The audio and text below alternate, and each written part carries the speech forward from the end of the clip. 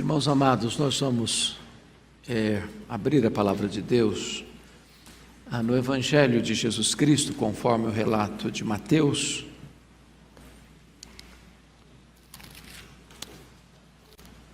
Inicialmente no capítulo 1, verso 18, apenas a parte A deste texto, e depois então nós consideraremos outras passagens. O nascimento de Jesus foi relatado pelos evangelistas. Mateus é um dos mais sucintos dele, e quando retrata o nascimento de Jesus, está no verso 18 assim: ora, o nascimento de Jesus Cristo foi assim. E eu queria então trazer à memória esclarecida de vocês os principais fatos que marcam este acontecimento singular.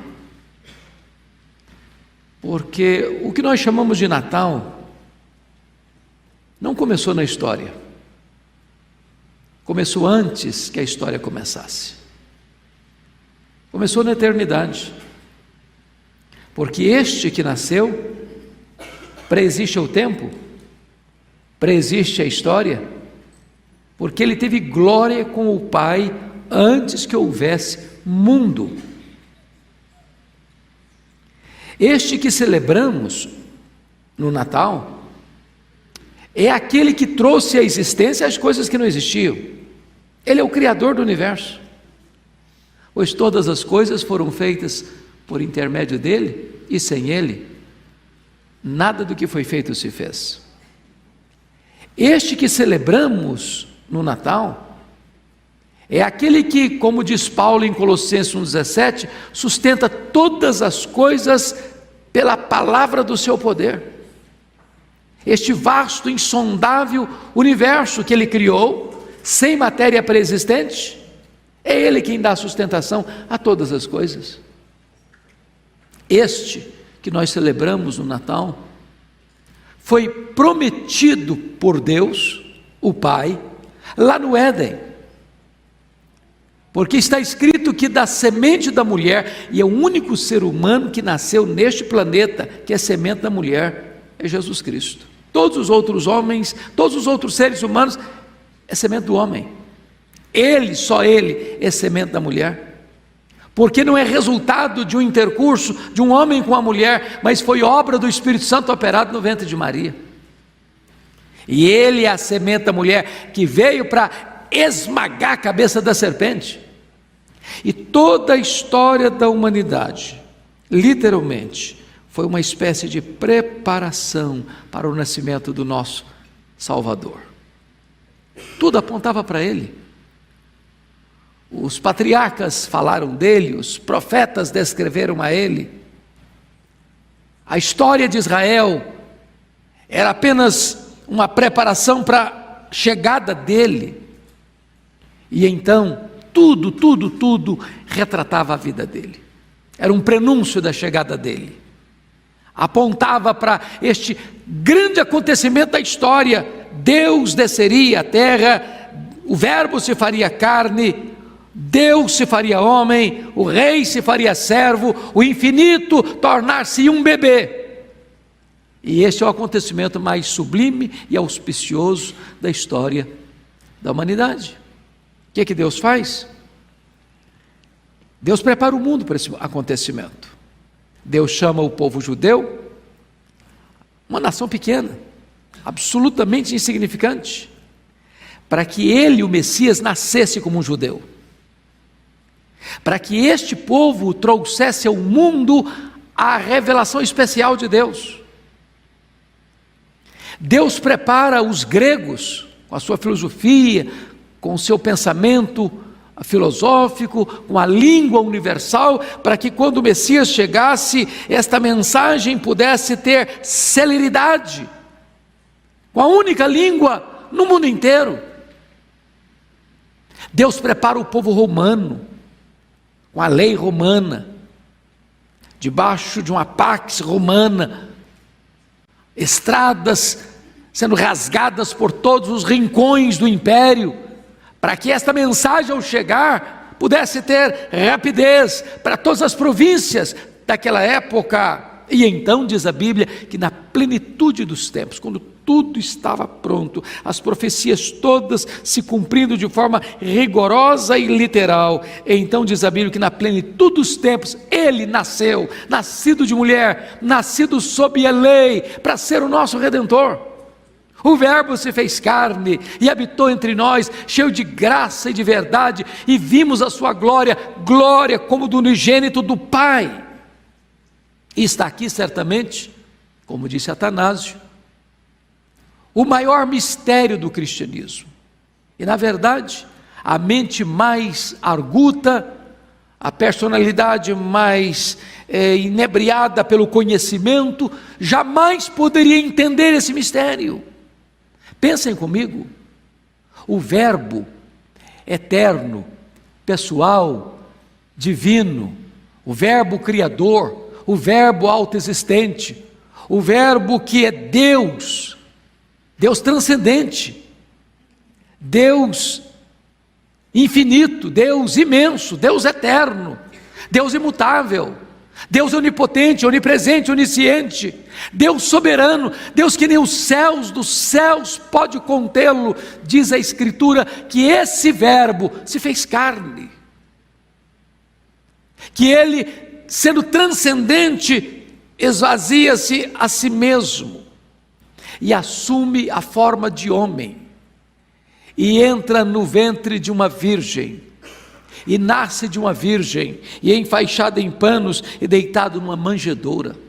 Ele veio habitar entre nós, sendo ele outrora glorificado pelos anjos, querubins e serafins desde o início da criação, e agora ele vem ficar entre nós, pisando o nosso chão, bebendo a nossa água, comendo o nosso pão, chorando a nossa lágrima, sentindo a nossa dor, carregando sobre o seu corpo no madeiro os nossos pecados. E ele veio para quê? Ele veio para nos mostrar Deus. Ele veio cheio de graça, ele veio cheio de verdade, ele veio para revelar para nós quem é o Pai. Na glória do Pai, a glória do Pai pode ser vista nele, porque ele é exata expressão do ser de Deus, o resplendor da glória. Nele habitou corporalmente toda a plenitude da divindade. Então, diz a Bíblia que quando esse momento chega, algumas coisas importantes vêm a acontecer na história. Primeiro, Deus manda um anjo lá em Jerusalém, quando tem um sacerdote muito velho, que orou muitos anos para ter um filho, porque naquela época não ter filho era um opróbrio para uma família. E Zacarias e Isabel oraram, e eles eram de uma família sacerdotal, oraram anos e anos, e eles envelhecem e não têm filho. Isabel é estéril, e de repente Zacarias entra para oferecer incenso. Era o dia do seu turno, um dia de alto privilégio para ele. Ele já tinha desistido desse sonho, ele já tinha desistido desse projeto, e um anjo aparece para ele e diz: Zacarias, as tuas orações foram ouvidas. Às vezes você ora, não vê as coisas acontecendo, mas nenhuma oração é desperdiçada. Todas as orações sobem como incenso para a presença de Deus, e no tempo de Deus ele escuta, no tempo de Deus ele responde, no tempo de Deus ele age.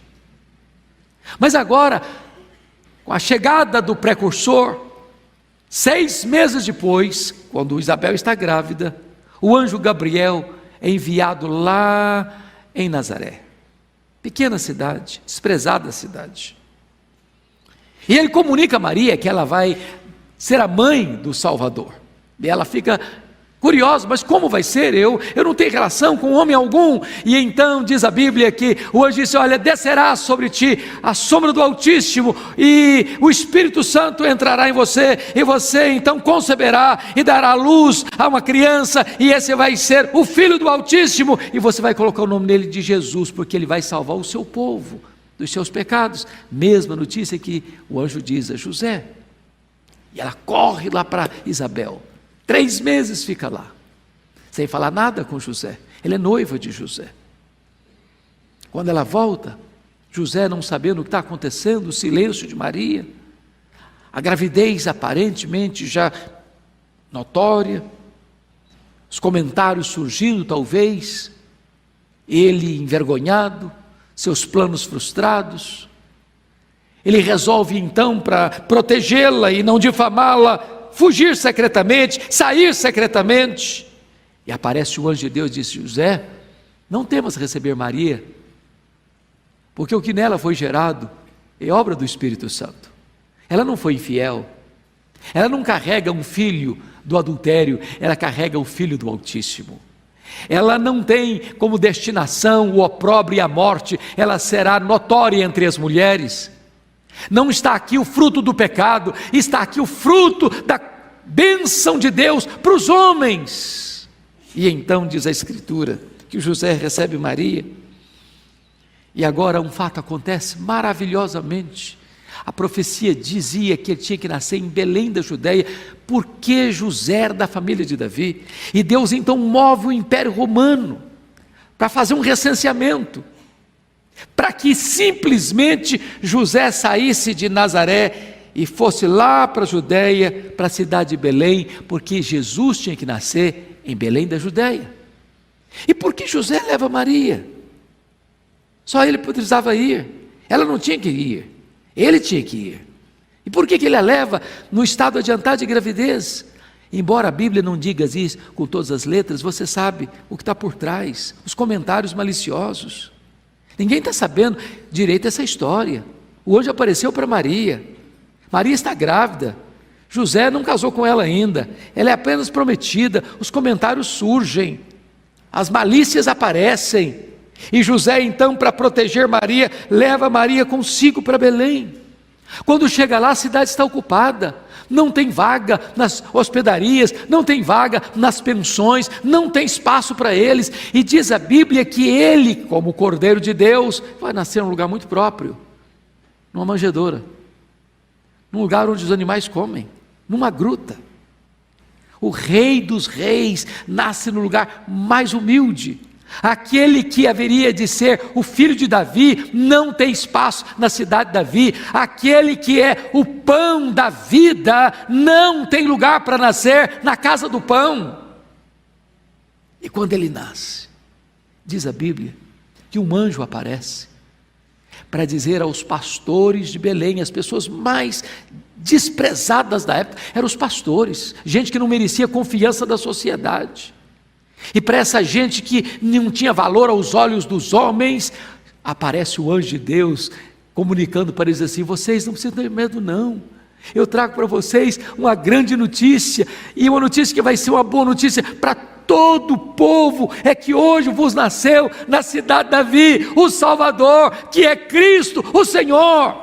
Esta é a maior notícia, Ele é o Salvador, não há nenhum outro nome dado entre os homens pelo qual importa que sejamos salvos. O que nasceu é o Messias prometido, é o desejado de todas as nações, cumprindo-se nele todas as profecias, e Ele é o Senhor. Não é César que é Senhor, não é Herodes que é Senhor, não são os religiosos de Jerusalém que são os senhores, é Ele que nasceu para ser o Rei dos Reis, o Senhor dos Senhores. E diz a Escritura que naquele momento então os céus se cobrem de anjos, parecia que todos os céus pareciam ser partituras musicais, e então essa hoste celestial, este grande coro celestial começa a cantar: glória a Deus nas maiores alturas e paz na terra entre os homens que Ele quer bem. E diz a Escritura que então essa festa do Natal é celebrada no céu e é comemorada na terra. Mas diz a Bíblia que lá no Oriente aparece uma estrela, não uma estrela qualquer. Diz a Bíblia que os magos viram a sua estrela, não foi uma estrela qualquer. Isso era cumprimento de uma profecia que está lá no livro de Números. E diz a Bíblia que quando esses magos, que eram astrólogos, viram a sua estrela, era um sinal profético do Messias. Eles que já talvez fossem prosélitos, que já tinham escutado a mensagem de Deus, que já tinham escutado sobre a promessa de um Messias. Eles saem lá da Pérsia, muito provavelmente, e saem caminhando por lugares ermos, por desertos tórridos, e vêm caminhando com todas as lutas e com todas as dificuldades. Para onde? Para Jerusalém. Notem que a estrela não foi guiando-os do Oriente a Jerusalém, não. Eles viram a sua estrela no Oriente. E eles entenderam que era a sua estrela, que era o prenúncio do Messias prometido. E eles saem então aonde? Vão para Jerusalém. Por que Jerusalém? Porque eles entendiam que lá em Jerusalém estava a palavra de Deus, e o que nos leva a Cristo é a palavra de Deus. Examinai as Escrituras, porque são elas que testificam de mim. E eles vão para Jerusalém.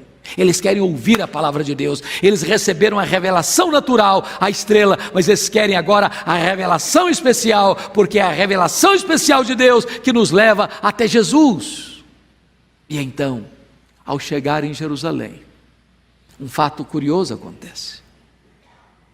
Eles querem saber aonde que nasceu o Messias. E diz a Bíblia que Herodes fica muito alarmado. Herodes era um grande rei, ele era um homem empreendedor, ele ampliou o templo de Jerusalém, ele embelezou o templo de Jerusalém, ele construiu o porto de Cesareia, ele construiu a fortaleza de Massada, ele construiu a fortaleza de Antônia, mas era um homem cismado, com muito medo de perder o poder. Então, quando ele recebe a notícia de que tinha nascido um menino que para ser rei dos judeus, ele se sente ameaçado, e ele tenta então com seus artifícios, com as suas artimanhas, buscar formas e meios de saber com exatidão onde esse menino tinha nascido, para matar esse menino. Mas curiosamente, ele chama os escribas, os principais sacerdotes, a elite religiosa de Jerusalém, para saber exatamente o que a Bíblia falava sobre o local onde esse menino devia nascer. E essas autoridades, instruídas nas Escrituras, com todo o conhecimento que tinham da lei de Deus, dos profetas de Deus, da palavra de Deus, responderam com exatidão cirúrgica: ele vai nascer em Belém, porque assim está escrito. E citar a profecia de Miqueias 5:2. E diz a Bíblia que Herodes então instrui os magos, pensando que ele estava no controle, para irem a Belém, exatamente examinarem com exatidão, dar a ele de volta a notícia, porque ele também, hipocritamente falando, queria ir a Belém para adorar o menino, mas ele queria matar o menino. E aqui eu chamo a sua atenção para 3 aplicações muito importantes. Primeiro, o nascimento de Jesus, irmãos, ele não é visto por todos da mesma maneira. Eu não sei se vocês vão de concordar comigo. Nós estamos no período do Natal, para celebrar o Natal, e nós vimos aqui um coral cantando músicas de Natal, e nós vimos uma orquestra aqui tocando músicas de Natal, e nós estamos aqui nesta noite celebrando o nascimento de Jesus.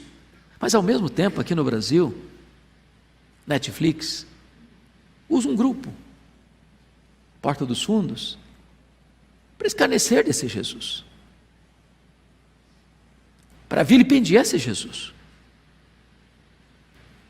para trazer uma caricatura horrenda desse Jesus, de um Jesus que não passa de um demônio, de um Jesus que não é o Jesus da Bíblia, de um Jesus que é o avesso do Jesus verdadeiro, de um Jesus que é uma afronta a quem ele é, o que ele pregou, o que ele viveu, o que ele ensinou. Ora, mas lá também Jesus foi odiado. E sabe por que Jesus foi odiado lá? E sabe por que Jesus é odiado ainda hoje? É porque ele está vivo. Porque se ele tivesse morto, ninguém nem se lembraria dele. Ele está vivo, e é por isso que nós não celebramos o nascimento dele de 100 em 100 anos, mas todo ano. Mas ele não está vivo apenas lá no céu, ele está vivo dentro do seu e do meu coração. Ele é a razão do culto desta noite. Sabe o que aconteceu com Herodes? Herodes mandou matar as crianças de Belém, porque se tinha cristofobia na época, ainda tem cristofobia hoje. Mas sabe o que a Bíblia diz? Jesus escapou de Herodes, e Herodes morreu, mas Jesus vive pelos séculos dos séculos. Aqueles que se levantam contra Cristo, meus irmãos, são dignos de pena, porque se pensam que atacando o Cristo que nós cremos, o Cristo de Deus, o Cristo da Bíblia, o Cristo da nossa redenção, vão abalar o trono de Deus, enganam-se. Se aqueles que zombam do nosso glorioso Redentor pensam que vão abalar a nossa fé, enganam-se. A nossa fé está plantada numa rocha que não se abala. Louvado seja Deus. Mas aqueles que perseguem o nosso glorioso Redentor vão cair no esquecimento e vão virar pó, porque ao homem está ordenado morrer, mas ao nosso glorioso Redentor está ordenado reinar pelos séculos dos séculos. Mas notem comigo que houve uma segunda atitude no nascimento de Jesus, dos principais sacerdotes e dos escribas. Eles eram religiosos, eles eram eclesiásticos, eles tinham o poder da religião nas mãos, e eles tinham um conhecimento muito apropriado das Escrituras. Mas ao mesmo tempo, enquanto os magos vieram lá da Pérsia, muito provavelmente atravessando desertos e vales e montanhas, enfrentando o calor do dia, o frio gelado da noite, e atravessando semanas e meses em viagens tão perigosas, eles estavam a 10 quilômetros de Belém, com todas as informações nas mãos, e revelaram uma fria, uma gélida indiferença ao nosso glorioso Redentor. Não foram lá para adorá-lo. Aliás, ao longo da vida e do ministério do Senhor Jesus Cristo, esses se levantaram como os mais amargos opositores e inimigos do Senhor Jesus Cristo. Irmãos, nada é mais hostil a Cristo do que a religião que só tem conhecimento de Cristo, mas não tem devoção a Ele. Sabem tudo, mas não o servem. Conhecem tudo, mas não o adoram. Mas há, para fechar, uma terceira reação digna de nota. É que aqueles que estão longe o servem, os que estão perto o desprezam. Aqueles que sabem tão pouco são mais zelosos em buscar do que aqueles que sabem tanto, mas o coração está frio. Os magos vieram, não medindo esforços, não desistindo. Pensem comigo, ao chegar em Jerusalém, encontraram hostilidade, ameaças, perigos. Eles podiam pensar: bom, ir a Belém agora pode ser um risco para nós corremos risco de morrer, este homem é louco, a história deste homem Herodes é extremamente perigosa, ele já matou tanta gente, ele já derramou tanto sangue. Se nós formos a Belém e nós adorarmos esse menino que foi chamado Rei dos Judeus, nós corremos risco de sermos assassinados também. Vamos voltar daqui, vamos desistir da viagem. Não, eles prosseguiram apesar de todas as ameaças. E diz a Bíblia que agora eles são levados a Belém. A estrela os guia até a casa onde estava José, Maria e o menino Jesus. Preste atenção em algumas coisas. Nós não sabemos se eram 3, como se dizem. Nós não sabemos se eram reis, muito provavelmente não eram. E quando se colocam os magos perto da manjedoura, também está errado, porque eles entraram numa casa. Sabe por quê? Porque isso deve ter 2 anos depois que Jesus nasceu. E quando eles entraram na casa, eles não adoraram a estrela, eles não adoraram Maria, eles não adoraram José, eles adoraram o menino Jesus. O culto é cristocêntrico. Nós não adoramos os astros, nós não adoramos uma data, nós não adoramos os adereços, nós adoramos a pessoa de Jesus Cristo, o nosso Senhor. Mas como eles adoram, eles se prostram, e eles trazem presentes, ouro, reconhecendo que Ele é o Rei dos Reis, incenso, que era levantado para a divindade, reconhecendo que Ele é Deus, mirra, era um instrumento, era usado perfume para embalsamar os mortos, reconhecendo que Ele é Rei, que Ele é Deus que se fez homem, mas que Ele está, como disse Simeão a Maria, destinado à morte. Ele veio para morrer, Ele nasceu para morrer. A manjedoura não pode ser desconectada da cruz. E desta maneira diz a Bíblia que eles então reconhecem que aquele menino de fato é o Messias, é o Salvador, é o Deus que se fez carne, é aquele que marcharia para a cruz para morrer pelos nossos pecados. Sabe o que acontece? Por divina advertência, eles não voltam a Herodes, eles retornam para a sua terra por outro caminho. Isso ensina uma verdade para nós: toda pessoa que tem um encontro com o Senhor Jesus Cristo nunca mais volta pelo mesmo caminho. Ter um encontro com Jesus é mudar de rumo, é mudar de caminho, é mudar de vida, é ter um novo coração, é ter uma nova mente, é ter uma nova rota de vida. Meus amados, hoje nós estamos celebrando o Natal do Senhor Jesus Cristo. Muito embora a sociedade está zombando dele, muito embora o comércio tenha colocado uma outra figura no lugar dele,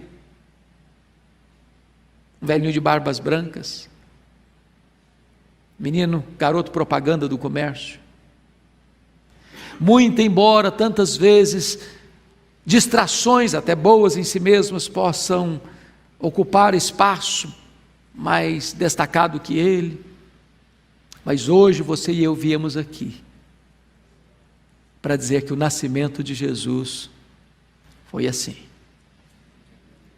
E nós estamos nos voltando para as Escrituras, para saber quem é Ele, e para reconhecer que Ele é a razão da nossa vida, e para dar a Ele toda a honra e toda a glória devida ao seu nome. Que Ele nos abençoe. Amém.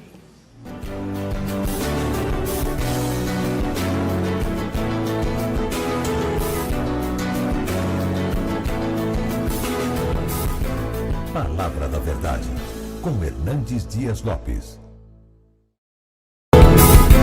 Palavra da Verdade, com Hernandes Dias Lopes. Abra sua Bíblia comigo, por favor, na segunda carta do apóstolo Paulo a Timóteo, no capítulo 4. 2 Timóteo, capítulo 4, a partir do verso 6 ao verso 18. Antes da leitura deste texto, é da mais alta importância entender que esta é a última carta que Paulo escreveu. Paulo escreveu esta carta da sua segunda prisão em Roma,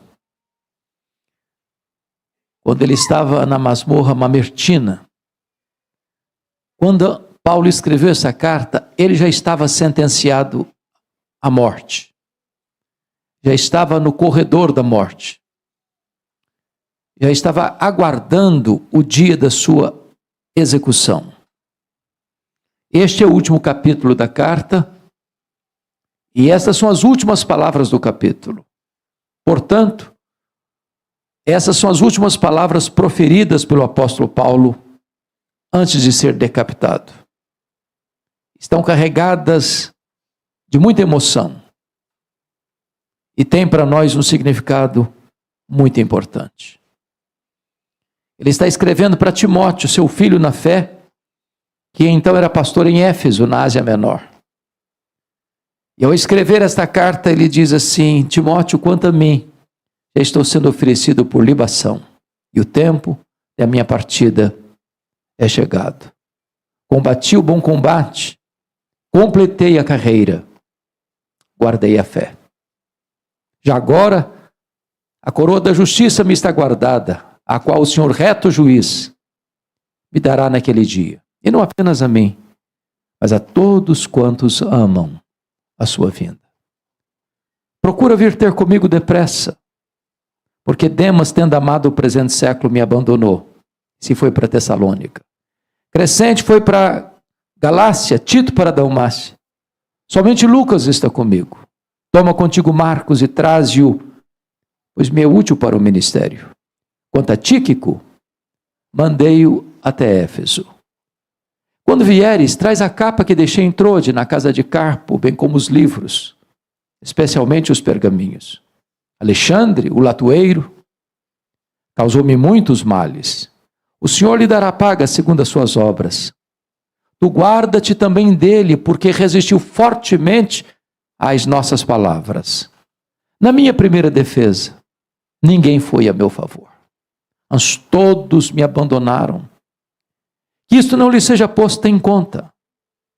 Mas o Senhor me assistiu e me revestiu de forças, para que por meu intermédio a pregação fosse plenamente cumprida e todos os gentios ouvissem, e fui libertado da boca do leão. O Senhor me livrará também de toda obra maligna, me levará salvo para o seu reino celestial. A Ele glória pelos séculos dos séculos. Amém. Quero pedir permissão a vocês para só voltar nesse texto, já no final da minha fala. Nesta conferência missionária, eu gostaria de apresentar a vocês aquele que foi considerado o maior missionário da igreja cristã. Apóstolo Paulo. Aquele homem que foi o maior plantador de igrejas da história do cristianismo. Maior teólogo, maior pastor, maior evangelista. Aquele homem que plantou igrejas nas províncias da Galácia, da Macedônia, da Acaia, da Ásia Menor. Aquele homem que dos 27 livros do Novo Testamento escreveu 13. Aquele homem que morreu pobre, velho, cheio de cicatrizes, abandonado, acusado, condenado à pena de morte. Aquele homem que morreu degolado, mas é mais influente na história do que todos os Césares de Roma juntos. Quem é este homem? Que pode trazer para esta conferência missionária lampejos e direção. A história deste homem começa lá em Filipenses capítulo 3, versos 5 e 6, quando diz que foi circuncidado ao 8º dia, da linhagem de Israel, da tribo de Benjamim, judeu, hebreu de hebreus, quanto à lei fariseu, quanto à lei ainda zeloso do evangelho. Ele era um judeu puro sangue. Diz Atos 22, 3, que ele nasceu em Tarso da Cilícia, portanto era um cidadão romano por direito de nascimento, que mudou-se para Jerusalém, onde morava sua irmã, para estudar aos pés do grande mestre Gamaliel, neto do rabino Hilel, com o propósito de ser um dos grandes líderes do judaísmo do primeiro século. Gálatas 1,14 diz que ele, dentre os seus pares, se destacou, pelo zelo que ele tinha pela tradição dos judeus. Tornou-se um homem culto, poliglota, personalidade firme, capacidade em vulgar, liderança reconhecida. Se fortalecia entre o seu povo, com a promessa de ser o grande líder do judaísmo daquele tempo. Entretanto, enquanto Saulo de Tarso se fortalecia em Jerusalém, um outro rabino também crescia em Israel, não na decantada Jerusalém, no lugar da mais refinada cultura teológica, mas na pequena e pobre Nazaré da Galileia. Não perlustrando os bancos de uma academia, mas trabalhando na urdidura da luta de uma carpintaria com as mãos calejadas. O rabino da Galileia, aos 30 anos de idade, deixa Nazaré, vai ao Rio Jordão e é batizado por João Batista para dar início ao seu ministério. E diz a Bíblia que este rabino da Galileia pregava e ensinava, não como os escribas, mas como quem tinha autoridade. Os cegos viam, os coxos andavam, os mudos falavam, os surdos ouviam, os mortos ressuscitavam. E isso certamente provocou inveja do sinédrio judaico e das autoridades religiosas de Israel. Então começaram a vigiá-lo, a persegui-lo, a acusá-lo. Prenderam-no, acusaram-no de blasfêmia contra Deus e conspiração contra César. Foi levado ao pretório romano, ao tribunal romano, do governador romano, e foi condenado à pena de morte, e morte de cruz. Crucificaram-no, sepultaram-no para alívio do sinédrio judaico. Porém, no primeiro dia da semana, o túmulo do Rabi da Galileia foi aberto de dentro para fora. Ele entrou nas entranhas da morte, matou a morte e ressuscitou, inaugurando a imortalidade. Isso provocou um grande tumulto entre os seus inimigos. E é então que se levanta Saulo de Tarso, com o braço de ferro do sinédrio judaico, para perseguir com fúria assassina a igreja cristã que acabava de nascer. E o livro de Atos dos Apóstolos apresenta Saulo com duas figuras. A primeira delas é que ele era uma fera selvagem. Isso está posto lá em Atos 9:1, quando diz que ele respirava ameaças e morte contra os discípulos de Jesus. E a palavra, na língua grega, significa a mesma fúria indomável de uma fera que salta sobre a sua presa para devorá-la. Ele era uma fera selvagem. Se não, vejamos. Ele a si mesmo se define lá em 1 Timóteo 1,13 como um perseguidor insolente e blasfemo. Ele se denomina em 1 Coríntios 15:9 como o menor dos apóstolos, que nem tinha direito de ser chamado apóstolo, porque ele perseguiu a igreja de Deus. Lá em Atos 8:3, diz que ele assolava a igreja de Deus, entrando nas casas, arrastando homens e mulheres para lançá-los na prisão. Mas, Gálatas 1, versículo 13, diz que ele devastava a igreja de Deus. Porém, Atos 9:21 vai além e diz que ele exterminava os discípulos de Jesus que moravam em Jerusalém. E exterminar não é prender. Exterminar não é bater. Exterminar é matar. Saulo era um assassino. Isso fica mais claro ainda quando você olha Atos 22, versículo 4, e diz que ele perseguia o caminho, a religião cristã, até a morte. Mas ele não perseguia apenas a religião cristã. Atos 26, versículo 9, diz que ele entendia que devia fazer muitas coisas contra o nome de Jesus. Ele não só perseguia a religião dos crentes, ele não só perseguia os crentes, ele perseguia o Deus dos crentes, ele perseguia Jesus. Atos 26:10 diz que ele encerrou, não poucos, não alguns, mas muitos dos santos em prisões, e contra esses muitos santos dava o seu voto quando os matavam. Ele matou muitos santos em Jerusalém. Diríamos nós hoje, ele foi um serial killer. Ele era um monstro. Ele era uma fera selvagem. Atos 26:11 diz que muitas vezes, por todas as sinagogas, ele afligia os cristãos, forçando-os a blasfemar. Ou, em outras palavras, ele não só perseguia fisicamente, ele perseguia também psicologicamente. Ele entrava numa sinagoga e dizia: ou você nega Jesus, eu te prendo; ou você nega Jesus, eu te bato; ou você nega Jesus, eu te mato. Ele era uma fera selvagem. Mas, em segundo lugar, o Novo Testamento apresenta Saulo de Tarso como um touro indomável. Está lá em Atos 26:14.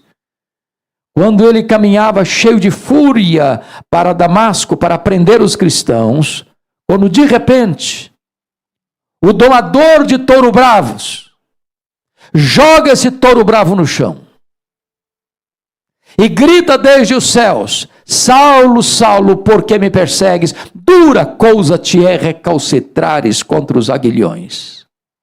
Às vezes imaginamos que o Espírito Santo só começou a trabalhar em Saulo lá no caminho de Damasco. Isso não é uma verdade. Todas as vezes que Saulo entrava numa casa para prender um crente, todas as vezes que Saulo entrava numa sinagoga para bater nos crentes, e esses crentes, em vez de negar a sua fé, estavam prontos a morrer por causa de Jesus e não negaram o nome de Jesus. Era o Espírito Santo picando a consciência deste homem. Era o Espírito Santo ferroando esse touro bravo. Mas esse touro bravo não quer ser amansado. E o aguilhão é o principal instrumento para amansar um touro bravo. Mas esse touro bravo não quer ser amansado. Ele não quer se submeter. Mas um dia, o domador de touro bravos derruba-o ao chão e brada aos ouvidos da sua alma: Saulo, Saulo, por que me persegues? Dura coisa te é recalcitrares contra os aguilhões. O touro bravo está caído. O touro bravo está vencido. O maior perseguidor do cristianismo está convertido. Então ele diz: quem és tu, Senhor? Eu sou Jesus a quem tu persegues. Mas levanta-te, por quem te enviarei para longe aos gentios? E mais tarde o Senhor lhe disse: Ananias, eu lhe mostrarei o quanto importa sofrer pelo meu nome. Diz a Bíblia que ele ficou cego. Dali ele é levado para Damasco, para a rua direita. E então diz a Bíblia que Deus diz a Ananias, lá em Atos 9:13, Ananias vai à rua direita e impõe as mãos sobre Saulo, para ele ser curado.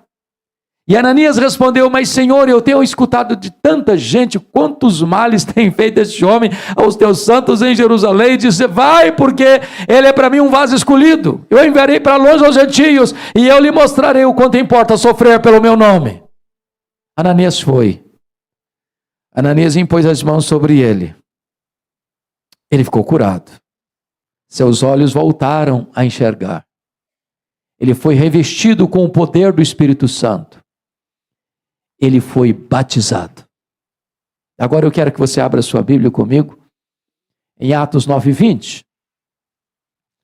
Porque está escrito aí que logo depois que ele foi curado, revestido com o Espírito Santo e batizado, que ele começa a pregar nas sinagogas de Damasco, afirmando que Jesus é o Filho de Deus.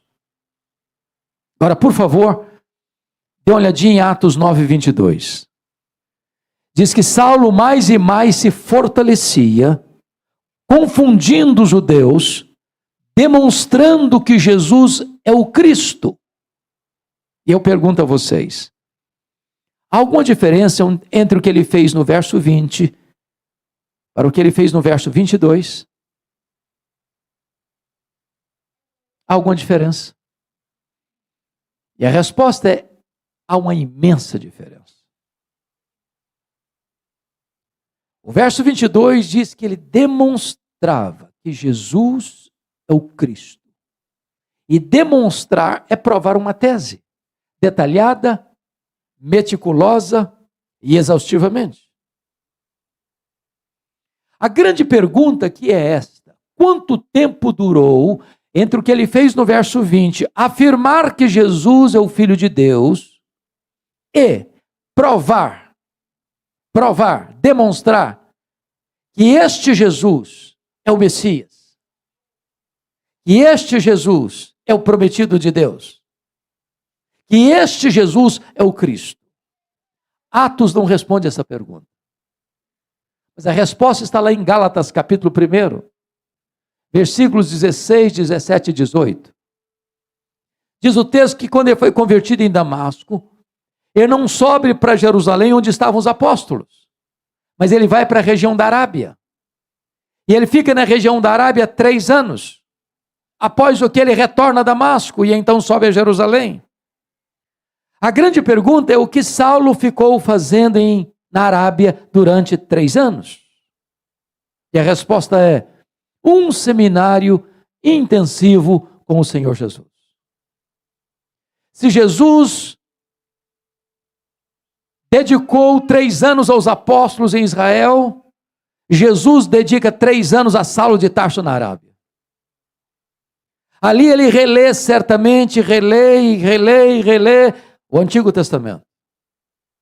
E então ele conclui que este Jesus que ele perseguira era verdadeiramente o Cristo, o Messias.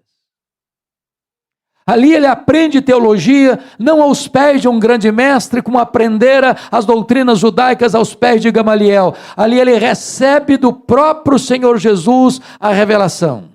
E então, convencido desta verdade, ele volta, segundo Gálatas 1,17, outra vez para Damasco, depois de 3 anos, e exatamente aí se encaixa o verso 22. Saulo mais e mais se fortalecia, confundindo os judeus, demonstrando, provando que Jesus é o Messias, que Jesus é o Cristo. O que acontece? Os judeus de Damasco querem matá-lo. Ele precisa fugir, de maneira humilhante, de noite, de num cesto, muralha abaixo. E para onde ele vai agora? Veja comigo Atos 9:26. Agora ele sobe para Jerusalém. Agora eu preciso muito da sua atenção, muito. Porque gostaria de levantar uma tese aqui. E a tese é esta. Quando Saulo sobe aqui em Atos 9:26 para Jerusalém, ele sobe não fundamentado na nova aliança, mas ainda na velha aliança. E o ponto que eu quero destacar é este. Às vezes a gente imagina que Saulo foi poderosamente usado por Deus desde a sua conversão. Isso não é um fato. Não é um fato. Quando ele sobe para Jerusalém, meus amados, ele pensa, ele acha que ele vai ser o grande líder da igreja. O que é nova aliança? O que é velha aliança? Vocês se lembram da velha aliança? Quando Moisés desceu com as tábuas da lei do Sinai, o que o povo disse? Tudo que o Senhor falou, nós faremos. E eu pergunto a vocês, fizeram? Não fizeram. O que faltou ao povo ali? Sinceridade? Não. Faltou poder. Sabe por quê? Na velha aliança, tudo depende de nós. Nada depende de Deus. Mas na nova aliança, tudo depende de Deus. Nada depende de nós. A doutrina da nova aliança é uma verdade teológica que o próprio Paulo mais tarde vai ensinar na sua segunda carta aos Coríntios, a partir do capítulo 2, verso 14, quando ele diz assim: graças, porém, a Deus, que em Cristo sempre nos conduz em triunfo e por meio de nós manifesta a fragrância do seu conhecimento, tanto nos que são salvos como nos que se perdem. Para estes, aroma de morte para a morte, para aqueles, perfume de vida para a vida. Porém, quem é suficiente para essas coisas? E a pergunta fica no ar no capítulo 2, verso 16, de 2 Coríntios. E a resposta só chega no capítulo 3, versos 4 e 5, quando ele diz: a nossa suficiência vem de Deus. Isto é nova aliança. Então, quando ele sobe para Jerusalém, ele está ainda dentro da velha aliança, porque ele está convencido de que ele será o grande líder. E por que é possível pensar isso? Pensem comigo. Eu tinha razões. Primeiro, todos os apóstolos de Jesus, exceto Judas Iscariotes, já tinha cometido suicídio, eram galileus. Ou seja, lá do norte de Israel, de uma região agrícola, de uma região rural, de vilas pequenas. E aqui na Judéia, aqui em Jerusalém, os galileus eram tratados como gente de segunda categoria. Saulo deve ter pensado, esses homens sendo galileus não vão conseguir nada aqui. Segundo, os apóstolos, além de galileus, eram iletrados. E Jerusalém era a capital intelectual da teologia. Era a cidade que tinha o sinédrio, que tinha os escribas, que tinha os saduceus, os fariseus. Era o quartel-general da religião judaica. Ele deve ter pensado, esses homens, além de galileus, incultos e letrados, não vão conseguir nada aqui. Ele pensou assim, eu estou mais preparado. Eu tenho o melhor currículo. Eu tenho melhor performance. Eu conheço os corredores eclesiásticos de Jerusalém. Eu me criei aqui, eu me formei aqui. Eu conheço toda a estrutura religiosa de Jerusalém. Eu serei o grande líder. Quando ele chega, Atos 9, 26, a igreja de Jerusalém não acreditou na conversão dele. A igreja de Jerusalém pensou que ele estava sabotando a fé cristã para perseguir os cristãos e bateu a porta da igreja na cara dele. Para quem queria ser líder, nem recebido foi. Mas Atos 9, 27 diz que Barnabé o acolhe, que Barnabé o recebe, que Barnabé o apresenta aos apóstolos, que os apóstolos o abraçam, o acolhem, e agora sim ele tem entrada na igreja, ele tem desenvoltura na igreja de Jerusalém, ele discute, ele conversa, ele dialoga com os helenistas, os judeus nascidos fora de Israel, e chegou um momento que os helenistas disseram assim, nós vamos matar Paulo. Aí os membros da igreja se reuniram e disseram para ele assim, ô Paulo, você tem que ir embora daqui. Você não pode ser nosso pastor. Notinha de rodapé. Nós pastores. Não tem nada mais complicado para um pastor de achar que ele deve ficar na igreja e todos os membros da igreja estão convencidos que ele deve ir embora da igreja. Sabe o que aconteceu? Ele não foi embora. Mas não foram só os crentes que ele queria que fosse embora, não. Atos 22, versículo 17, diz que o próprio Deus apareceu para ele em visão e disse, vai embora de Jerusalém, eles não vão te ouvir. Meus irmãos, ir embora da igreja porque os crentes não querem mais, ou porque a liderança não quer mais é uma coisa, mas ir embora da igreja porque Deus está dizendo, vai embora, não sobra mais opção. Sabe o que aconteceu com ele? Ele não foi embora. Ele discutiu com Deus. Está lá em Atos 22, 18. Não, senhor, eu persegui a igreja aqui. Quando se matou Estevão, tua testemunha, estava presente, consentia nisso, até guardei as vestes daquele que apedrejaram. Sabe o que ele está dizendo? Deus, o senhor pensa melhor, o senhor pensa direito. Se eu sair dessa igreja, nada vai funcionar aqui. Eu sou insubstituível. Só que Deus não mudou. Foi Saulo quem teve que mudar e mudar. Disse, vai! Sabe o que aconteceu com ele? Ele não foi. Não foi.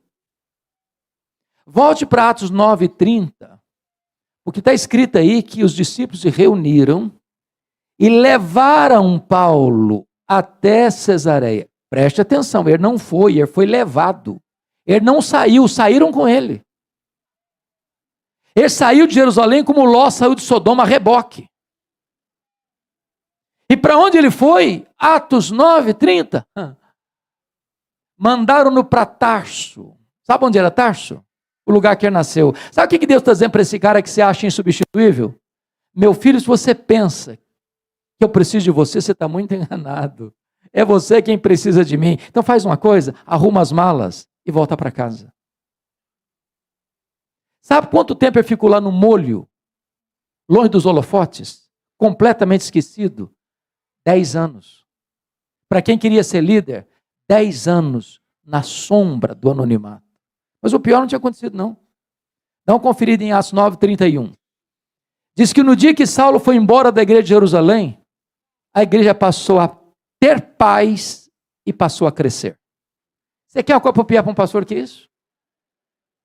No dia que vai embora da igreja, todos os problemas da igreja se resolvem e a igreja começa a desenvolver e crescer e ter paz.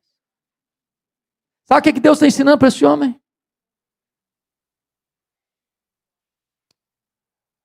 Eu não preciso de você. É você que precisa de mim. Você precisa entender que tudo depende de Deus, nada depende de nós. Nós somos apenas os instrumentos. Depois de 10 anos, acontece um avivamento em Antioquia da Síria, a terceira maior cidade do mundo. A igreja de Jerusalém manda para lá Barnabé, o melhor pastor da igreja. E Barnabé, ao chegar ali, via a graça de Deus prosperando, ele ficou muito feliz e lembrou-se de Saulo. Foi lá em Tarso, buscou Saulo E eles então vieram para Jerusalém durante um ano e ensinaram a multidão de discípulos, num grande avivamento. E a igreja estava orando e jejuando, quando o Espírito Santo disse à igreja: separai-me agora a Barnabé e a Saulo para a obra a que os tenho chamado. Preste atenção, a quem o Espírito Santo mandou separar? Não foi Saulo e Barnabé, foi Barnabé e Saulo. Você já foi reserva alguma vez? Já ficou na sombra de alguém alguma vez? Saulo não era o líder, ele era o liderado. Deus ainda estava trabalhando nele para depois Deus trabalhar através dele. Porque Deus está mais interessado em quem você é do que no que você faz. Pois bem, então saíram para a primeira viagem missionária. Aí chegaram em Pafos. Começam a evangelizar o governador, o procônsul, Sérgio Paulo, mas tem um mágico a tiracolo, tentando impedir o governador de ouvir a palavra. Porque se o governador se converte, ele perde o emprego de mágico. E lá pelas tantas diz a Bíblia que Saulo ficou furioso com a situação e cheio do Espírito Santo disse ao mágico: ó servo do diabo, até quando perverterás os retos caminhos de Deus? Pois ficarás cego.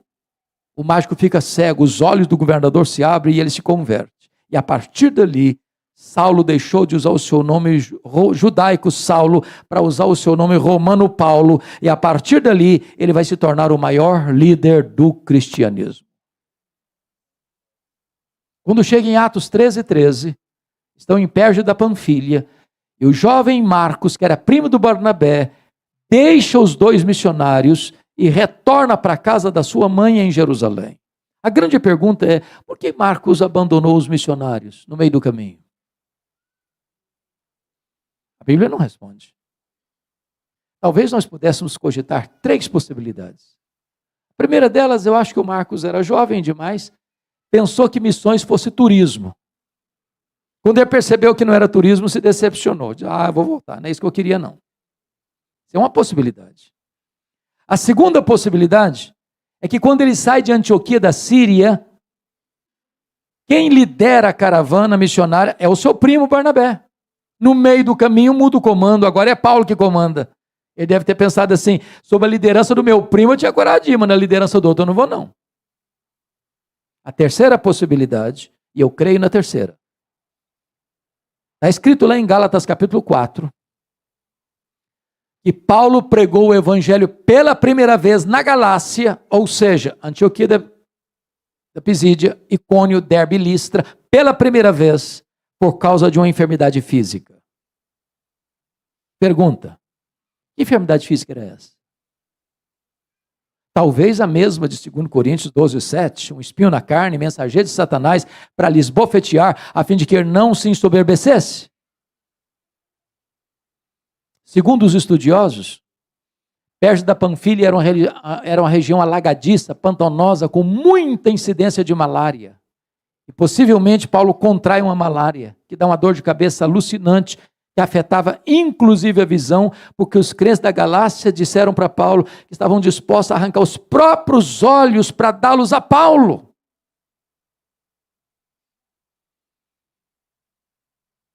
Então, eu acho que o jovem Marcos pensou assim: eu estou muito novo para ficar doente, eu vou voltar para a casa da minha mãe. Então, agora Paulo está doente, porque não consta que ele saiu de Antioquia doente, mas consta que ele chegou no primeiro destino da obra missionária doente. Doença física. Sobem as montanhas do Cáucaso, chegam na província da Galácia, plantam igrejas com lágrimas e com sangue, porque ele é apedrejado em Listra. É arrastado da cidade como morto, mas o Senhor milagrosamente o levanta da morte para a vida. Quando eles retornam para a igreja base, para a igreja enviadora, para a igreja de Antioquia da Síria, confira aí comigo o capítulo 14, versos 27 e 28.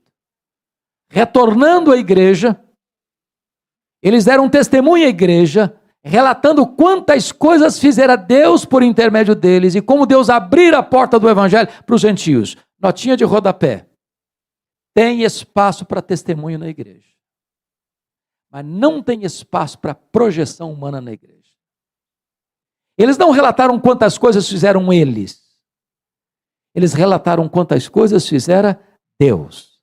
Quem faz a obra é Deus. Nós somos apenas os instrumentos. Deus não divide a sua glória com ninguém. Agora, preste atenção nisso. Quando a igreja abraça a obra missionária e os resultados aparecem, isso, meus irmãos, interfere no mundo espiritual de uma oposição radical. Não tem crescimento de igreja sem dor. Não tem crescimento de igreja sem perseguição. Atos 15:1 diz que os membros da seita dos fariseus, ouvindo que os gentios estavam sendo convertidos e agregados à igreja, desceram de Jerusalém e disseram assim: se vocês não se circuncidarem, vocês não poderão ser salvos. Bom, isso não é evangelho. Isso é dizer que a obra de Cristo não é suficiente. Isso é agregar à obra de Cristo mais alguma coisa. Isso é dizer que só pela fé não é possível alguém ser salvo. Isso é uma perversão do evangelho. Agora, preste atenção nisso. Quando a teologia está ruim, quanto mais se prega, pior fica. Então não dá para continuar a obra missionária sem corrigir a rota doutrinária da igreja.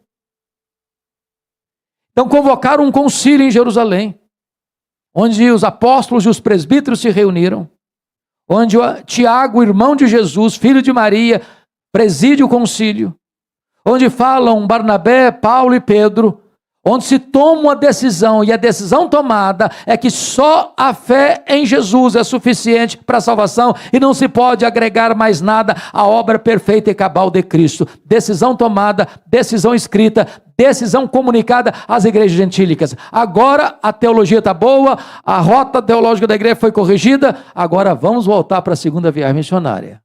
Atos 15:36, confira. Paulo chega para Barnabé e diz: Barnabé, vamos voltar? Vamos visitar as igrejas que nós plantamos? Vamos fortalecer aqueles irmãos? Barnabé respondeu: vamos, Paulo, só um detalhe. Eu estou querendo levar comigo o meu primo, o Marcos. Diz a Bíblia que Paulo respondeu assim: eu não acho justo levarmos aquele que nos abandonou desde perto da Panfilha. E diz o texto que houve tal desavença entre Paulo e Barnabé por causa do Marcos, que os dois não caminharam juntos mais. É claro que Lucas retrata esta cena com poucas palavras, de forma polida. Mas não foi isso que aconteceu, com certeza. Quando diz que houve tal desavença, que significa que o pau quebrou. Notinha de rodapé de novo. Os líderes da igreja não deveriam brigar, mas às vezes brigam.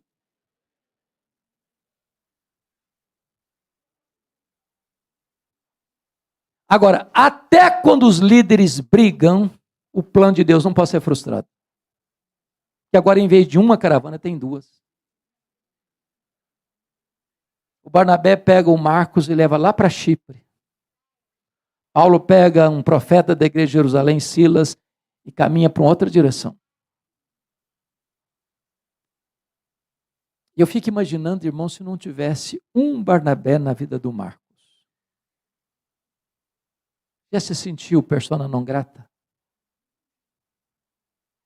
Alguém já disse assim para você: no meu time você não joga, na minha equipe você não trabalha?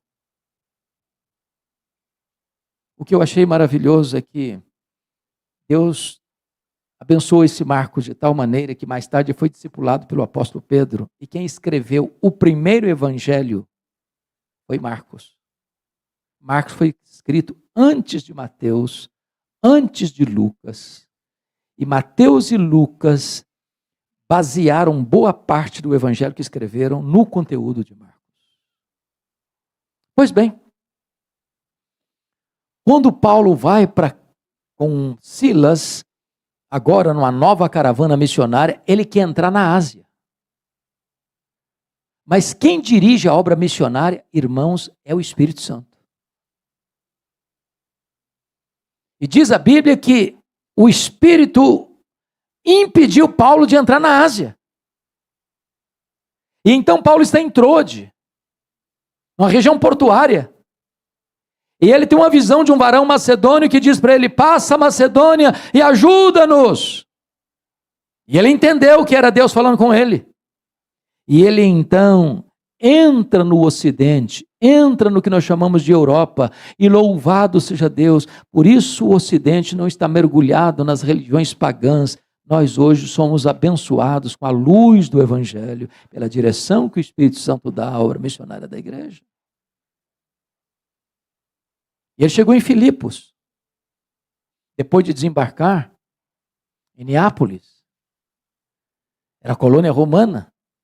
Agora preste atenção de novo, porque são dicas missionárias. Quem dá direção para a obra missionária é o Espírito Santo. Mas quem escolhe os melhores métodos somos nós. Vejam Paulo, ele só vai parar em cidades estratégicas. Filipos era uma colônia romana. Tessalônica era a capital da Macedônia. Beré, a importante cidade da Macedônia. Atenas, a capital intelectual do mundo. Corinto, a capital da Caia. Éfeso, capital da Ásia Menor. Por que Paulo está fazendo isso? Porque Paulo sabe que se você plantar uma igreja estratégica, influencia toda a sua micro-região. Vamos plantar uma igreja? Vamos. Que cidade? Vamos comprar um terreno para construir um templo? Vamos. Em que bairro? Em que rua? Qual terreno? Porque às vezes a gente pega a rua mais escondida, o terreno mais complicado, no lugar mais difícil de acesso. Paulo está nos dando estratégias missionárias. Pois bem, a obra de Deus avança, meus irmãos, com dificuldades. Porque em Filipos, Paulo foi preso, açoitado e jogado na prisão. Em Tessalônica, ele foi escorraçado. Em Bereia, ele foi enxotado. Em Atenas, ele foi chamado de tagarela. Em Corinto, ele ficou 18 meses e foi chamado de impostor. Em Éfeso, ele ficou 3 anos e enfrentou feras, a ponto de dizer que ele chegou a ponto de desesperar-se da própria vida. O fato de você estar fazendo a obra de Deus, do jeito de Deus, pela direção de Deus, não significa que você vai ter vida fácil. Pois bem, quando ele está saindo de Éfeso, onde ficou 3 anos, e onde experimentou para mim um dos maiores avivamentos registrados na Bíblia, prestem bem atenção nisso. Éfeso era uma cidade na época de mais de 300 mil habitantes. Éfeso era a capital de uma grande província da Ásia Menor. Éfeso era um dos principais polos de adoração ao imperador. Éfeso hospedava uma das 7 maravilhas do mundo antigo, o grande templo da deusa Diana, 4 vezes maior do que o Partenon de Atenas.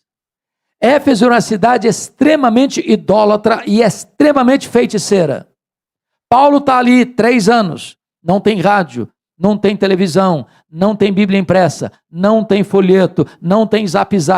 E ele em 3 anos impacta de tal maneira a cidade que a idolatria recua, os feiticeiros se convertem e queimam suas obras em praça pública, a palavra de Deus prevalece na cidade e ele planta igrejas em toda a província, Esmirna, Pérgamo, Tiatira, Sardes, Filadélfia, Laodiceia, Colossos e Hierápolis. Um milagre, um avivamento. Mas notem uma coisa. Foi profetizado por Ágabo, o profeta Ágabo, que no período do imperador Cláudio, que governou o Império Romano de 41 a 54, haveria uma grande fome no mundo. Conforme Gálatas 2:10, quando Paulo está indo para os gentios, os colunas da igreja de Jerusalém disseram para ele: você vai para os gentios, Paulo, mas você não vai se esquecer dos pobres. Em outras palavras, obra missionária e ação social caminham juntas. E então, o que Paulo fez? Conforme Atos 18:2, no período de Cláudio, 41 a 54, quando houve essa grande fome no mundo, está escrito lá que o imperador Cláudio expulsa os judeus de Roma. E eles têm que retornar para a Judéia sem casas, sem terras, sem lavouras, sem renda, pobres. O que Paulo faz? Levanta uma grande oferta entre as igrejas gentílicas, da Galácia, da Macedônia, da Acaia, da Ásia Menor, para levar para os pobres da Judéia. E é nesse contexto que ele diz assim: cada um contribua segundo tiver proposto no seu coração, porque Deus ama a quem dá com alegria. Quem pouco semeia, pouco ceifará. Quem muito semeia, muito também ceifará. E agora ele está levando esta oferta para os pobres da Judéia ao sair de Éfeso. Quando ele chega no porto de Mileto, ele manda chamar os presbíteros da igreja de Éfeso e diz assim para eles: olha, o Espírito Santo me assegura que eu vou encontrar pela frente cadeias e tribulações. Mas em nada eu considero a vida preciosa para mim mesmo, contanto que eu complete a minha carreira e o ministério que eu recebi do Senhor Jesus para testemunhar o evangelho da graça de Deus. Quando ele desembarca em Cesareia Marítima, o profeta Ágabo está lá, o homem que profetizou a seca do império.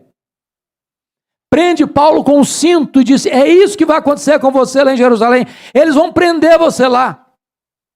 Os crentes dizem para Paulo: Paulo, não vai não, Paulo, não vai não, Paulo, não sobe não, Paulo, não vá para Jerusalém não, Paulo. E Paulo diz: o que vocês estão fazendo comigo? Eu estou pronto não só a ser preso em Jerusalém, eu estou pronto a dar a minha vida por Jesus em Jerusalém. E ele foi, e ele entregou as ofertas, e ele foi preso mesmo. 40 judeus entraram em voto de anátema, dizendo o seguinte: nós não vamos comer, nós não vamos beber, enquanto nós não matarmos Paulo. A notícia vaza, chega um sobrinho de Paulo, chega então, o menino vai lá na prisão, comunica para Paulo, a conspirata contra ele, ele comunica ao comandante, e naquela mesma noite, Paulo é trasladado de Jerusalém, da fortaleza de Jerusalém, para a prisão de Cesareia Marítima, onde ficava o quartel-general do Império Romano. A sede do governo não era Jerusalém, a sede do governo romano era Cesareia Marítima. E diz a Bíblia que Paulo ficou ali 2 anos, sendo acusado pelos judeus.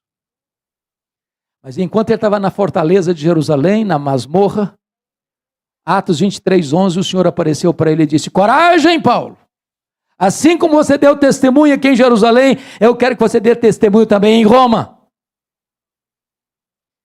Paulo esteve 2 anos em Cesareia sob acusação dos judeus, contrataram até um orador profissional para acusar Paulo, chamado Tértulo. Na mudança de governo de Félix para Festo, os judeus tentaram corromper o governador. E o Sinédrio disse para o governador Festo: governador, esse prisioneiro Paulo está sendo julgado no fórum errado. Não é o fórum de Curitiba, desculpem. Não é o fórum de Cesareia. É o fórum de Jerusalém. O problema não é legal, o problema é religioso, o problema não é com a justiça, o problema é com o Sinédrio. Então manda esse Paulo para cá, porque aqui é o fórum legítimo para julgá-lo. Só que eles queriam matar Paulo na estrada. Paulo percebeu a jogada, sendo cidadão romano, ele respondeu: eu sou cidadão romano e quero ser julgado diante de César. Festo disse: para César você quer ir? Para César você irá. Agora preste atenção aqui de novo. Paulo queria ir para Roma. Quando ele escreveu a sua carta aos romanos, viajando de Éfeso para Jerusalém, nesse interregno que ele escreve Romanos, tanto no capítulo 1 quanto no capítulo 15 da carta aos romanos, ele testemunha o propósito, o desejo que ele tem de ir a Roma e de Roma ser enviado à Espanha. Mas não só ele queria ir para Roma. Atos 23:11 diz que o próprio Deus diz: eu quero que você dê testemunho também em Roma. E no dia que ele vai para Roma, ele enfrenta um naufrágio. Você pode entender isso? Você está fazendo obra missionária. Você está fazendo o que Deus mandou você fazer. A circunstância é carrancuda. Tinha 276 pessoas naquele navio. 14 dias sem saber se era dia ou noite. O pânico, o medo, o desespero tomou conta de todo mundo. Quando a coisa estava mais sombria, um anjo do Senhor apareceu para Paulo lá no navio e disse: coragem, Paulo, ninguém vai morrer. O Senhor te entregou toda essa gente na sua mão. Mas é necessário que vocês vão dar numa ilha. E está em Atos 27, meus amados, a oração mais óbvia da Bíblia. Sabe qual é a oração mais óbvia da Bíblia?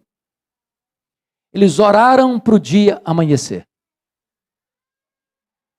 Deixa eu dizer uma coisa para você. Se você orar, o dia amanhece. Mas se você não orar, o dia amanhece do mesmo jeito. E por que eles oraram para o dia amanhecer? É porque há circunstâncias na vida, meus amados irmãos, tão difíceis, tão amargas, tão dolorosas, que você diz: meu Deus, eu não aguento mais. Ou o Senhor traz luz, ou nós vamos perecer. Quando o dia amanheceu, eles avistaram a ilha de Malta.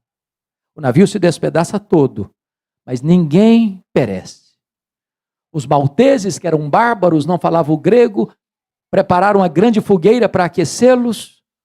E a única pessoa dos 276 tripulantes do navio que buscou manter a chama acesa foi Paulo, pegando uns gravetos para jogar no fogo. E quando ele joga aquele punhado de gravetos no fogo, uma víbora brota do fogo e prende na mão do Paulo. E os gregos gritaram: é um assassino, tente se livrar do mar, a justiça não deixa viver, vai cair, vai inchar, vai morrer. Não caiu, não morreu, não inchou. Diz: é um Deus. Não, agora não é nem um assassino, nem um Deus, agora é o servo do Deus vivo. Na verdade, não foi a tempestade que levou Paulo para a ilha de Malta. Foi a mão da providência divina. O prefeito, pai do prefeito estava doente. Ele orou por ele, ele foi curado. Os enfermos vieram, Paulo orou por eles, eles foram curados. Depois dos 3 meses de inverno rigoroso, eles encaminham Paulo para Roma com todas as suas necessidades supridas. Agora preste atenção de novo. Para o sonho de Paulo? Para o desejo de Paulo? Chegar em Jerusalém, ficar um tempo com a igreja, encorajar a igreja, ser enviado pela igreja de Jerusalém para a Espanha. Mas ele chega o quê? Preso. Ele chega o quê? Algemado. O coração do homem faz planos, mas a resposta certa vem de Deus. E desta prisão, ele escreve Efésios, Filipenses, Colossenses, Filemão. E ele vai dizer na carta aos Filipenses 1,12 assim: meus irmãos, eu quero que vocês saibam que as coisas que me aconteceram têm antes contribuído para o progresso do Evangelho. Dá vontade de encostar bem pertinho de Paulo e perguntar assim: Paulo, de que coisas você está falando? Que contribuíram para o progresso do Evangelho. E ele poderia fazer um resumão para nós. Ele poderia dizer assim: eu fui perseguido em Damasco, eu fui rejeitado em Jerusalém, eu fui esquecido em Tarso, eu fui apedrejado em Listra, eu fui açoitado em Filipos, eu fui escorraçado de Tessalônica, eu fui enxotado de Bereia, eu fui chamado de tagarela em Atenas, eu fui chamado de impostor em Corinto, eu enfrentei feras em Éfeso, eu fui preso em Jerusalém, eu fui acusado em Cesareia, eu enfrentei um naufrágio para Roma, eu fui picado por uma cobra em Malta, eu cheguei em Roma preso e algemado, mas eu quero que vocês saibam que as coisas que me aconteceram têm antes contribuído para o progresso do Evangelho. Esse homem não crê em acaso, esse homem não crê em sorte, esse homem não crê em determinismo, esse homem crê que a mão de Deus dirige o seu destino. Porque ele estava preso em Roma, 3 coisas aconteceram, diz ele em Filipenses 1. Primeiro, as igrejas foram mais encorajadas a pregar. Quando a igreja de Roma viu Paulo preso, trabalhando mais do que eles, que estavam livres, se mexeram. Aliás, Ray Stedman, de saudosa memória, disse uma coisa que, segundo ele, é um dos melhores métodos de crescimento da igreja. Eu não concordo tanto com ele, não gosto muito da opinião dele. Mas ele disse assim: você quer ver a igreja crescer? Bote os pastores na cadeia e a igreja crescerá. Não gostei muito. Segunda coisa que aconteceu. Porque ele estava preso, diz ele. Porque ele estava preso. Toda a guarda pretoriana tomou conhecimento das suas cadeias em Cristo.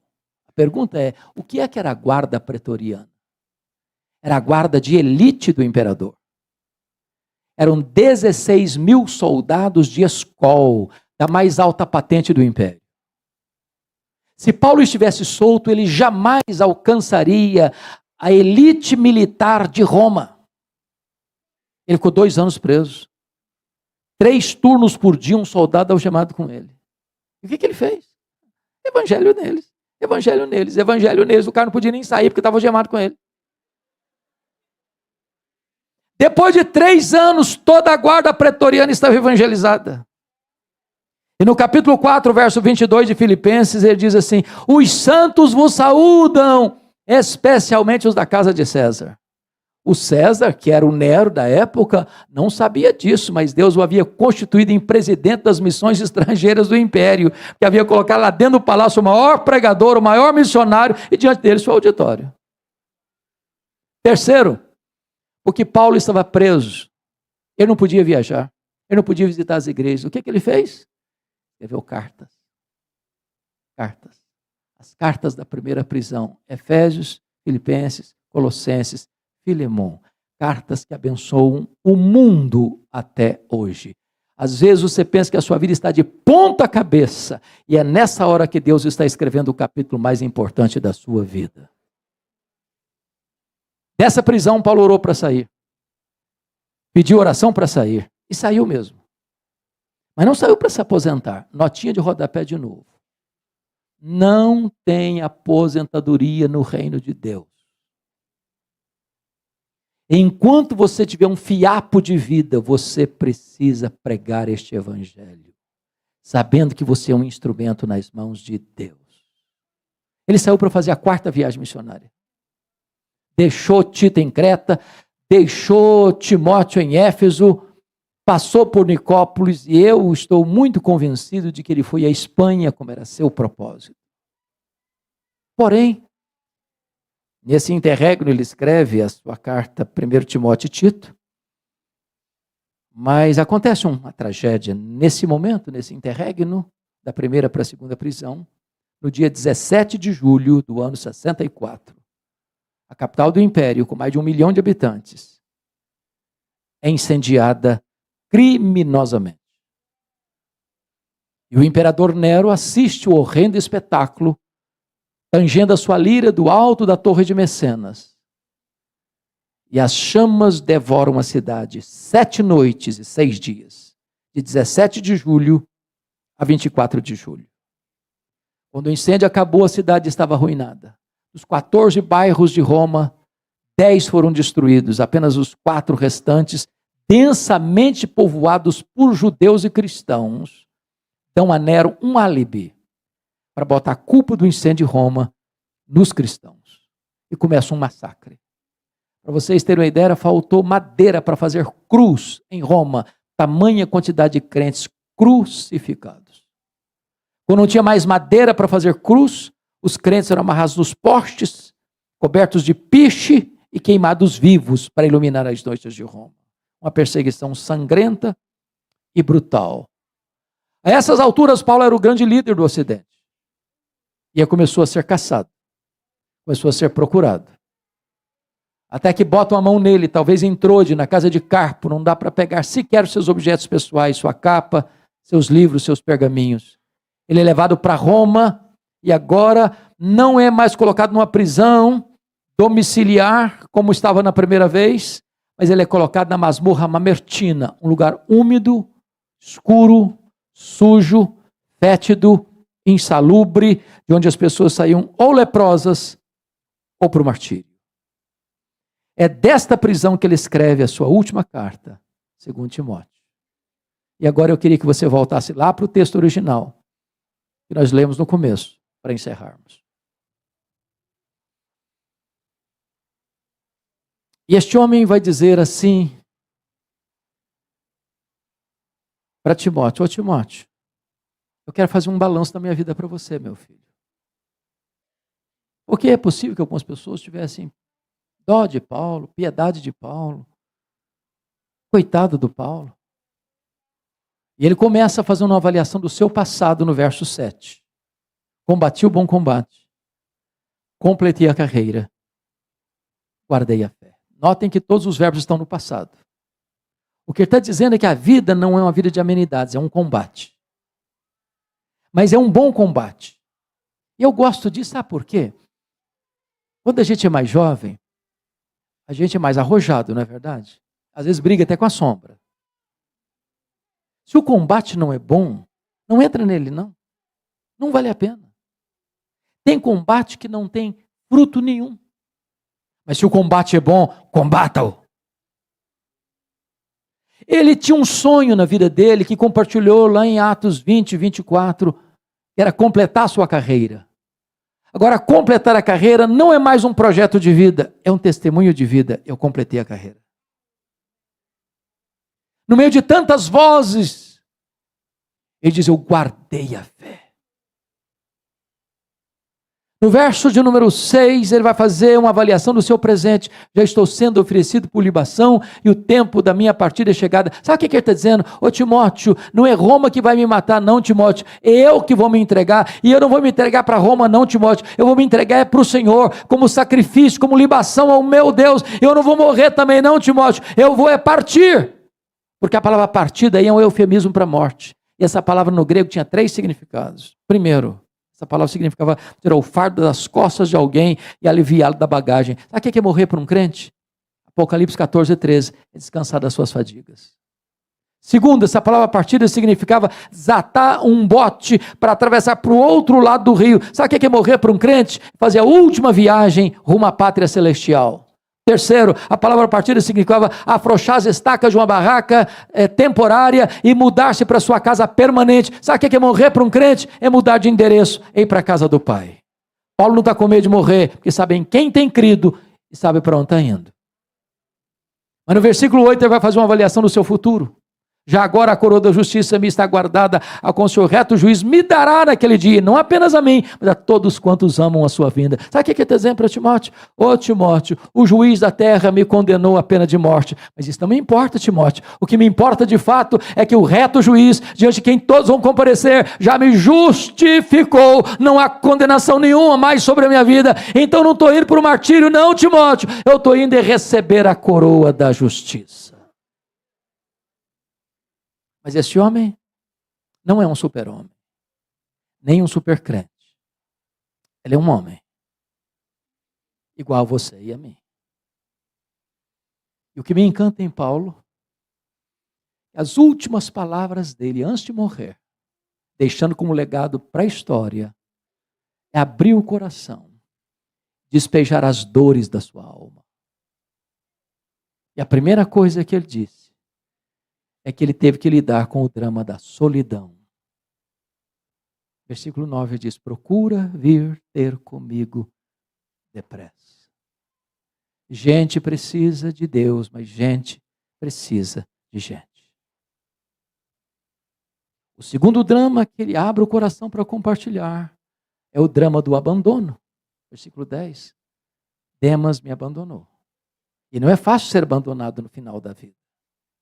Não é fácil ser abandonado por alguém que investiu na sua vida, a quem você investiu na vida dele. Não é fácil ser abandonado quando você mais precisa de ajuda. Terceiro, ele compartilha o drama da traição. Versículo 14 e 15. Alexandre o latoeiro causou-me muitos males. Foi este homem que delatou o apóstolo Paulo, segundo alguns estudiosos, culminando na sua segunda prisão e no seu consequente martírio. Não é fácil ser traído. Não é fácil ser apunhalado pelas costas. Não é fácil ter seu tapete puxado. E Paulo está enfrentando esse drama.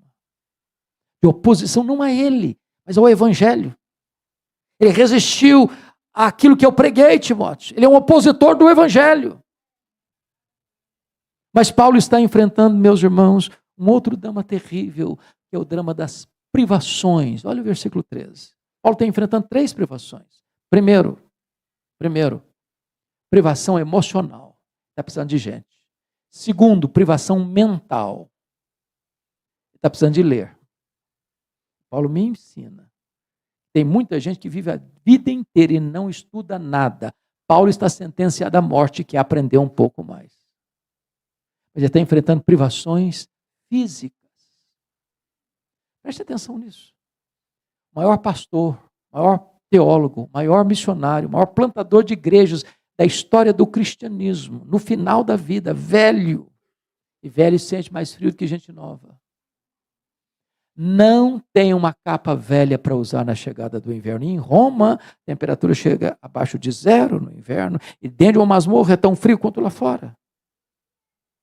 E às vezes você e eu murmuramos, tendo casa para morar, tendo cama para dormir, tendo pão sobre a mesa. Mas finalmente, ele compartilha o drama da ingratidão.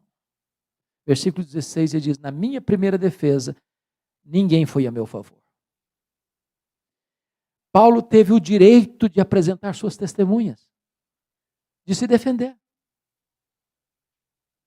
E eu imagino que Paulo vai para lá na convicção de que vai ter muita gente para dizer: esse cara é inocente, esse homem não é criminoso, esse homem não é bandido, esse homem não deve, esse homem que foi acusado de ser o líder dos incendiários é inocente. Quando ele chega naquela primeira defesa, naquela primeira audiência, ninguém foi a seu favor.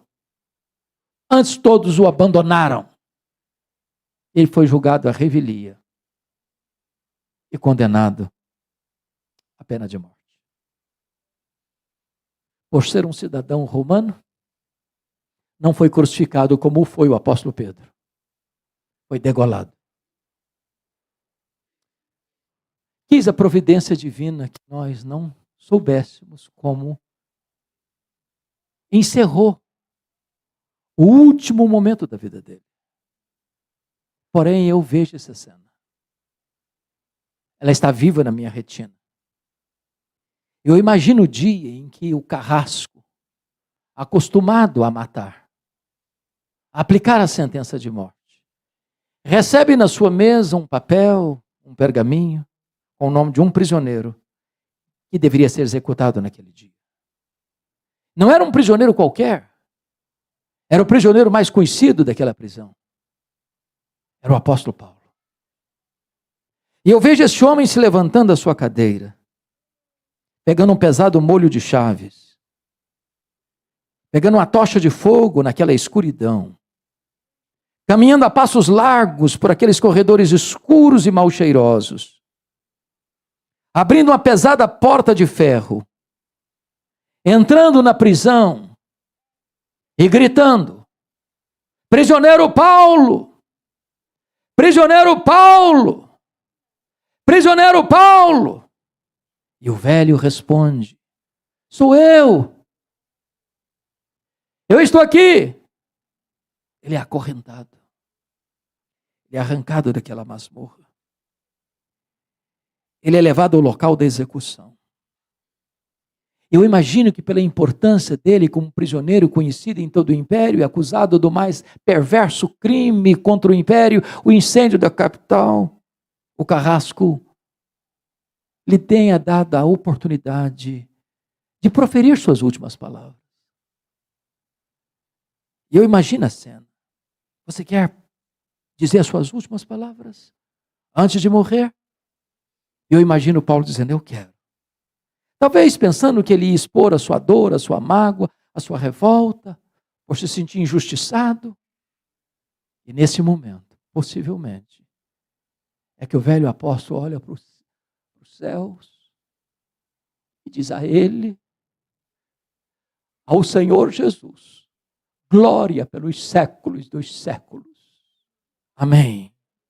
Bota a cabeça no cepo. A espada de Roma tosa-lhe a cabeça. Cabeça para um lado, corpo para o outro. Tombou na terra como um mártir, foi recebido no céu como um príncipe.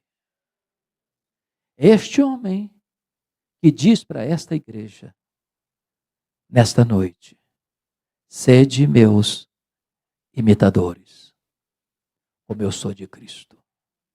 Que o Senhor nos abençoe.